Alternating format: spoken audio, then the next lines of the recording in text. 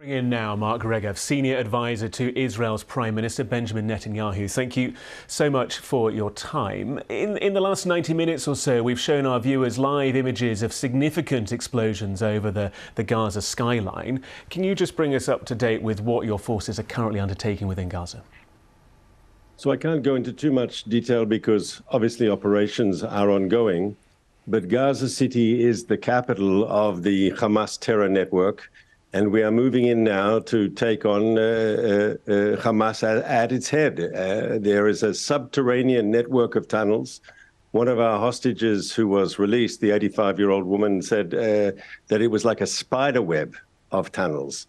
And these are, of course, connected to arms bunkers, to depots of rockets that they shoot at us, to their command and control.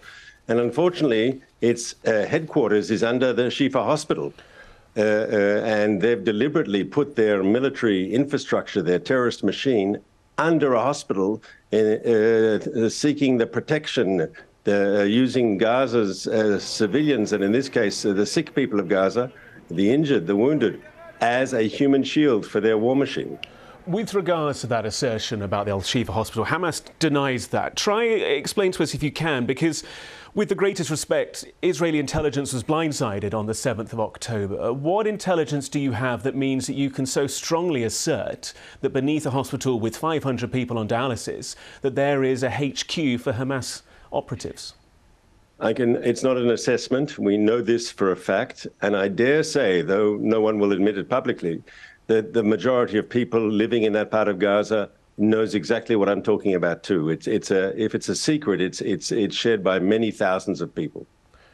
There are many thousands of people who are either patients or seeking safety and refuge within hospitals and hospital grounds. We've heard from Tedros Adhanom Ghebreyesus saying that the Gazan health system is on its knees. We've been bringing our viewers reports of fighting in the close vicinity to these hospitals.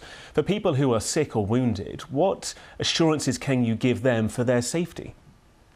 So the first thing is we'd say that people who can still leave should leave, and we opened up humanitarian corridors from that particular area over the last few days. The day before last, I think it was Wednesday, 50,000 people left.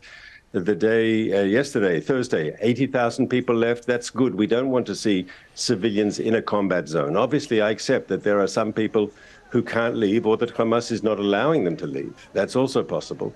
Not only possible, probable, unfortunately. And Israel will continue to distinguish between Hamas, who are our brutal enemy, and we will destroy them, and between the civilian population, who we're not striking.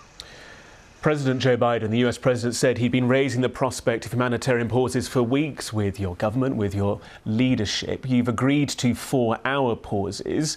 Do you perceive that there could be an extension to that could be built on in due course? Yes, of course. We will continue the campaign against Hamas relentlessly. There can be no let-up. But for the people of Gaza, for the civilians, we're willing to do more. I spoke a moment ago about the humanitarian corridors to help them get out of harm's way. We've been doing that all along. We're going to continue to do that. We've had humanitarian pauses to allow aid to come in. In the south, we've had humanitarian pauses in the past to help get hostages out. And so this is a tool that we can use for humanitarian reasons. It's a good thing. And once again, we don't see the people of Gaza as the target of our operation. We want to target and destroy Hamas. The people of Gaza are our neighbors, and we hope to live with them in peace. But 10,000 people in Gaza at least have died in this operation.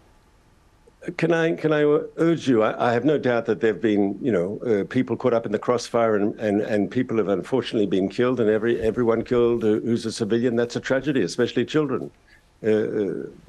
But those numbers, when you say 10,000, those are the numbers put out by Hamas, and they'd have you believe that they're all civilians. That's clearly not the case. I think Hamas has an interest, yes, in inflating those numbers, and no one else is in a position, unfortunately, to check the veracity of those numbers. We are supposed to believe Hamas if you want to accept those numbers. Mark Regev, Senior Advisor to Israel's Prime Minister, thank you so much. My pleasure. Well, let's bring